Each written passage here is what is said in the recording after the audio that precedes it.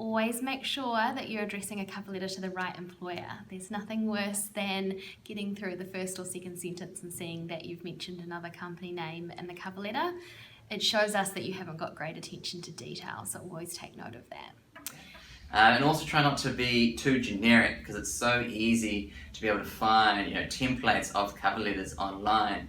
But any recruiter will be able to really recognise that, can see that a lot of effort hasn't been put in. And if there's not a lot of effort in the cover letter, how much effort is that person actually going to put in when they work for that company? So I would say that 90% of cover letters are very generic and no thought's really been put into them, and that there's about the 10% that remains that would stand out and have that personal touch that recruiters really appreciate. The things I don't like to see in a cover letter is the same information that I would have read in your CV, just from a timing perspective. It should be just highlighting your transferable skills, highlighting any gaps in employment, why your motivation is for a change in career.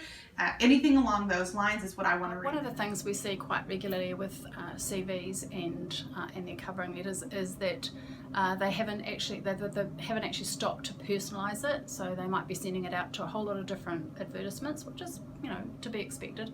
But you need to take that 5-10 minutes just to personalise that relevant to the ad that you are applying for, and that's also that opening introduction to your in your CV as well. So it needs to read that this is the role that you are applying for, and this is my understanding of the roles and what my expectations are, because we can see that in a minute if it's just come from or been sent to a whole lot of different people and not personalised.